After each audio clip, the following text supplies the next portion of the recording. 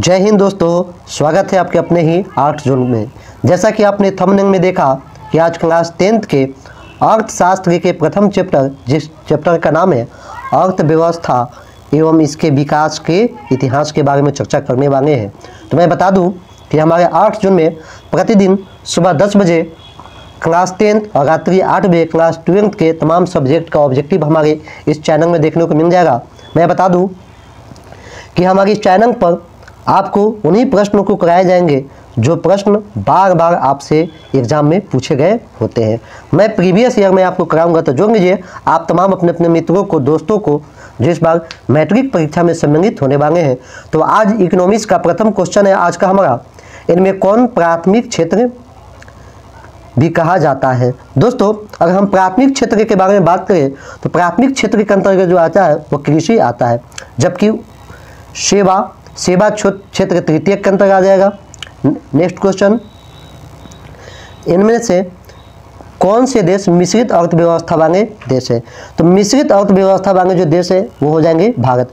मिश्रित अर्थव्यवस्था किसको कहेंगे, तो वैसा देश जिसकी आय सरकारी और गैर सरकारी दोनों प्रकार से आय प्राप्त होता है उसको मिश्रित अर्थव्यवस्था वाला देश कहेंगे। तो दोस्तों, इसका राइट ऑप्शन जो हो जाएगा ऑप्शन नंबर सी हो जाएगा। भारत में योजना आयोग का गठन कब किया गया। तो भारत में योजना आयोग का जो गठन किया गया वह मार्च 1950 में किया गया। इसका राइट ऑप्शन ये हो जाएगा।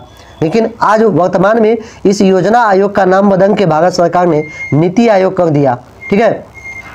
नेक्स्ट क्वेश्चन, जिस देश का राष्ट्रीय आय अधिक होता है वह देश कहलाता है। तो दोस्तों, जिस देश का राष्ट्रीय आय अधिक होगा वह विकसित देश होगा, और जिसका राष्ट्रीय आय अधिक नहीं होगा वह विकासशील के श्रेणी में होगा। नेक्स्ट क्वेश्चन, इसमें किसे पिछड़ा राज्य कहा जाएगा। तो दोस्तों, अगर हम बात करें तो पंजाब पिछड़ा वर्ग नहीं है, केरल भी पिछड़ा वर्ग नहीं है, दिल्ली भी पिछड़ा नहीं हुआ है। इसमें ऑप्शन नंबर सी हो जाएगा। बिहार जो है इनमें पिछड़ा हुआ राज्य है। नेक्स्ट क्वेश्चन, शेयर बाजार का नियामक संस्था कौन है। तो शेयर बाजार का जो नियामक संस्था है उसका नाम है सेबी। ठीक है, सेबी जो है हमारा शेयर बाजार का नियामक संस्था है। राइट ऑप्शन जो हो जाएगा वो ऑप्शन नंबर बी हो जाएगा। नेक्स्ट क्वेश्चन की तरफ आते हैं। क्वेश्चन नंबर हमारा आज का 7 है, भारत में किस राज्य की प्रति व्यक्ति आय सबसे कम है। अगर हम भारत में प्रति व्यक्ति आय के बारे में बात करें तो हमारा बिहार जो है प्रति व्यक्ति आय उसका सबसे कम है। यही वजह है कि हमारा बिहार सबसे पिछड़ा हुआ राज्य है। भारत में नीति आयोग की आय स्थापना कब हुआ। तो भारत में नीति आयोग की जो स्थापना हुआ वह जनवरी 2015 में हुआ। इसी नीति आयोग का नाम पहले योजना आयोग था, जिसकी स्थापना 1950 में किया गया था। मिश्रित अर्थव्यवस्था का राष्ट्र है। तो मिश्रित अर्थव्यवस्था वाला जो राष्ट्र है वो हमारा भारत हो जाएगा। योजना आयोग के सदस्यों की संख्या कितनी होती है। तो योजना आयोग में जो सदस्य होते हैं वह 8 सदस्यों का समूह होता है। बिहार में जीवन यापन का मुख्य साधन क्या है। तो बिहार में जीवन यापन के जो प्रमुख साधन है वह है हमारी कृषि व्यवस्था। यहाँ के लगभग 70% लोग जो है वह कृषि पर टिके होते हैं। नेक्स्ट क्वेश्चन, देश में सब्जी के उत्पादन में बिहार का स्थान बताइए। तो मैं बता दूं कि देश में सब्जी उत्पादन में बिहार का स्थान दूसरा। अगर फल के स्थानों के बारे में पूछे तो फल में बिहार का जो स्थान है वो हो जाएगा तीसरा। ठीक है, याद रखिएगा। नेक्स्ट क्वेश्चन की तरफ आते हैं। भारत के पड़ोसी देशों में किस देश की प्रति व्यक्ति आय सबसे कम है। तो भारत के अगर हम पड़ोसी देशों में बात करें तो श्रीलंका की प्रति व्यक्ति आय बहुत कम है। नेक्स्ट क्वेश्चन, और क्वेश्चन नंबर हमारा 14, इनमें कौन योजना आयोग का पदेन अध्यक्ष होता है। तो योजना आयोग का जो पदेन अध्यक्ष होता है वह प्रधानमंत्री होता है। इसका right option option number A हो जाएगा। योजना आयोग का जो पदेन अध्यक्ष होते हैं वो हमारे प्रधानमंत्री होते हैं। नेक्स्ट क्वेश्चन 15 नंबर हमारा, भारत की अर्थव्यवस्था है। तो मैं बार बार बता रहा हूँ कि भारत की जो अर्थव्यवस्था है वह मिश्रित अर्थव्यवस्था है। राइट ऑप्शन सी हो जाएगा। नेक्स्ट क्वेश्चन, इनमें कौन देश में समाजवादी अर्थव्यवस्था है। तो दोस्तों, अगर हम समाजवादी व्यवस्था की बात करें तो रूस जो है वह समाजवादी व्यवस्था वाला देश है, जबकि अमेरिका जो है वह पूंजीवादी व्यवस्था वाला देश है। जापान भी पूंजीवादी व्यवस्था वाला देश है, जबकि भारत जो है मिश्रित अर्थव्यवस्था वाला देश है। तो इसमें इसका राइट ऑप्शन जो होगा ऑप्शन नंबर बी हो जाएगा, रूस। सम्यक विकास की प्रक्रिया संबंधित है। सम्यक विकास कहने का अर्थ है सभी वर्गों के विकास। ठीक है, तो सम्यक विकास होता है वह सभी वर्गों के विकास से होता है। गरीबी कैंसर रोग की तरह है, यह किसने कहा था? तो गरीबी जो है एक कैंसर रोग की तरह है, और यह बात जो कहे थे उनका नाम था अर्थशास्त्री कुजनेट। कुजनेट ने बताया कि गरीबी जो है वह कैंसर के जैसी एक भयानक बीमारी है। नेक्स्ट क्वेश्चन, और क्वेश्चन नंबर 19 है हमारा, किस क्षेत्र को द्वितीयक क्षेत्र कहा जाता है? तो दोस्तों द्वितीयक क्षेत्र जो कहा जाता है वह उद्योग को द्वितीयक क्षेत्र कहा जाएगा, जबकि सेवा क्षेत्रों को तृतीयक क्षेत्र, कृषि को प्राथमिक क्षेत्र के अंतर्गत रखा जाता है। कार्य क्षेत्रों को 3 भागों में बांटा गया है, प्राथमिक क्षेत्र, द्वितीयक क्षेत्र और तृतीयक क्षेत्र। तो द्वितीयक क्षेत्र में आ जाएंगे आपके उद्योग, प्राथमिक क्षेत्र में आ जाएंगे कृषि, और तृतीयक क्षेत्रों को सेवा क्षेत्र कहते हैं। नेक्स्ट क्वेश्चन, और क्वेश्चन नंबर है हमारा 11वीं पंचवर्षीय योजना की अवधि क्या थी? तो 11वीं पंचवर्षीय योजना जो था हमारा वह 2007 से 2012 था। ठीक है, देश के विकास के लिए आज़ादी के बाद पंचवर्षीय योजना अपनाया गया, और यह 11वीं जो पंचवर्षीय योजना था 2007 से 2012 था। किस क्षेत्र को तृतीयक क्षेत्र कहा जाता है? तो मैं पिछले क्वेश्चन में बताया कि सेवा क्षेत्र को तृतीयक क्षेत्र के अंतर्गत रखा जाता है। इसका राइट ऑप्शन नंबर ए हो जाएगा। एक अर्थव्यवस्था का सृजन होता है। तो दोस्तों अर्थव्यवस्था का जो सृजन होता है वह किन किन चीज़ों से होता है? प्राकृतिक संसाधनों से होता है, भौतिक साधनों से होता है, मानवीय संसाधनों से होता है। इस तरह से इनमें सभी प्रकार के संसाधन मिलने से ही, है ना, सभी प्रकार के संसाधन मिलने से ही एक अर्थव्यवस्था का सृजन और निर्माण हो सकता है। इसका राइट ऑप्शन नंबर डी हो जाएगा, इनमें से सभी। नेक्स्ट क्वेश्चन, राष्ट्रीय विकास परिषद का गठन कब हुआ? तो राष्ट्रीय विकास परिषद का जो गठन हुआ वह 1952 ईस्वी में हुआ था। ठीक है। नेक्स्ट क्वेश्चन, किस अर्थव्यवस्था में उत्पादन के साधनों पर किसी व्यक्ति या निजी संस्थाओं का अधिकार रहता है? तो मैं बता दूं, मैं पिछले भी क्वेश्चन में भी बताया हूं कि जिस उत्पादन में निजी और सार्वजनिक दोनों प्रकार के अधिकार रहते हैं ना, तो जहां दोनों प्रकार के उत्पादन होते हैं तो उसको मिश्रित अर्थव्यवस्था कहते हैं। लेकिन दोस्तों यहाँ जो आपका राइट ऑप्शन होगा वो ऑप्शन नंबर ए सही होगा, पूंजीवादी अर्थव्यवस्था। चूंकि यहाँ दोनों प्रकार के नहीं, किसी निजी व्यक्ति के बारे में कहा है, तो जब किसी निजी व्यक्ति के उत्पादन क्षमताओं पर जब अधिकार हो तो उसको पूंजीवादी, और जब सरकार तथा गैर सरकारी दोनों प्रकार को हो तो उसको मिश्रित अर्थव्यवस्था के अंतर्गत रखते हैं। तो इसका राइट ऑप्शन नंबर ए हो जाएगा। भारत की प्रथम पंचवर्षीय योजना का कारण बताइए, यानी भारत में प्रथम पंचवर्षीय योजना कब लगा? तो भारत में प्रथम पंचवर्षीय योजना 1951 से 56 तक का है।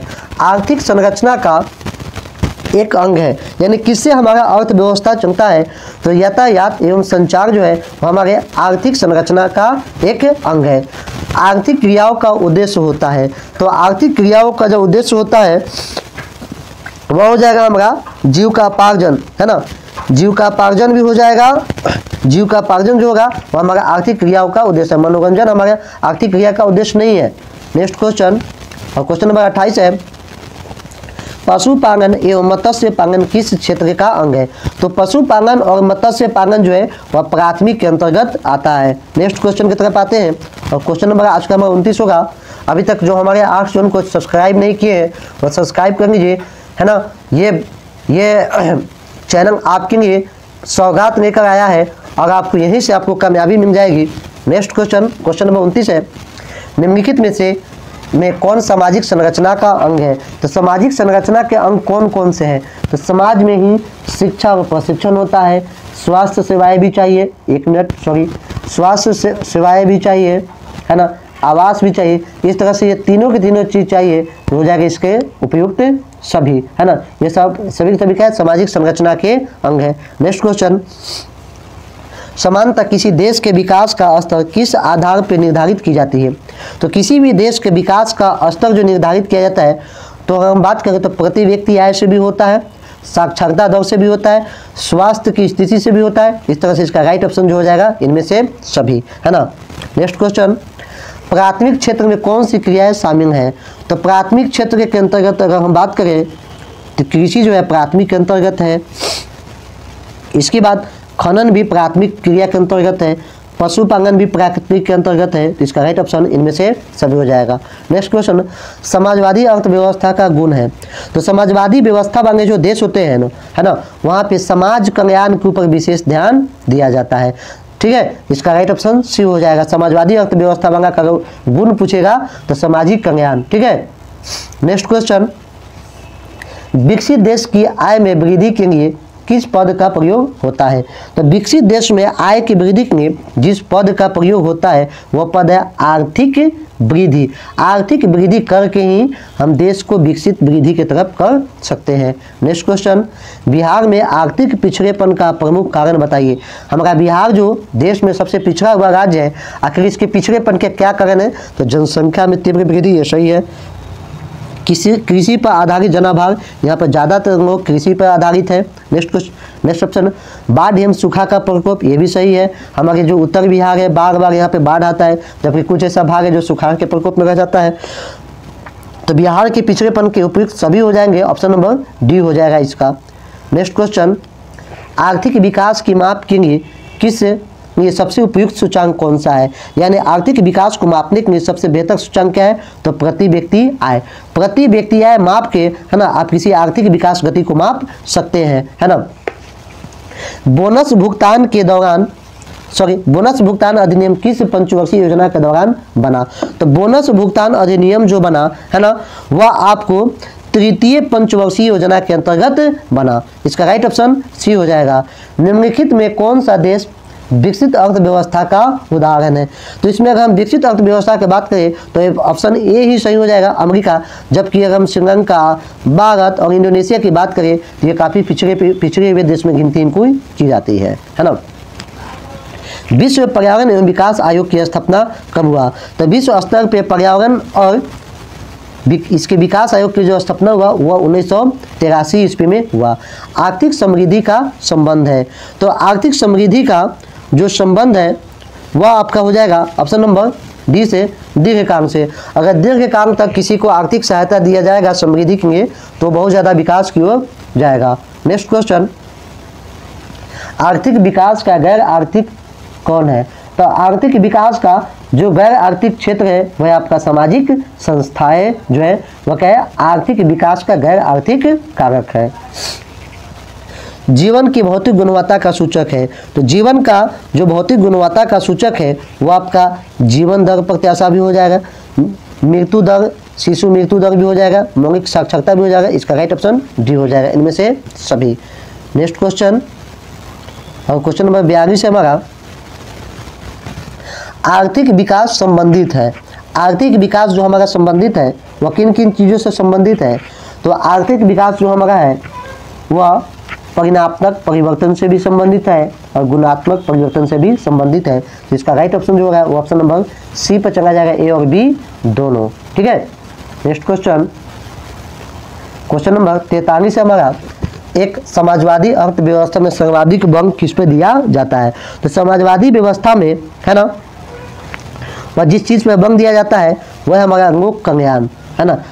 जो भी समाजवादी अर्थव्यवस्था को देश अपनाएगा वहाँ की जनता को प्राथमिकता दी जाएगी, लोक कल्याण का काम किया जाएगा। जबकि पूंजीवादी व्यवस्था में पूंजीपतियों के ऊपर विशेष ध्यान दिया जाता है। नेक्स्ट क्वेश्चन, भारतीय योजना आयोग के प्रथम अध्यक्ष कौन थे? तो मैं बता दूं कि भारत की योजना आयोग के जो सदस्य पदेन अध्यक्ष जो होते हैं वो प्रधानमंत्री होते हैं। इस प्रकार प्रथम योजना आयोग के जो अध्यक्ष होंगे भारत के प्रथम प्रधानमंत्री पंडित जवाहरलाल नेहरू होंगे।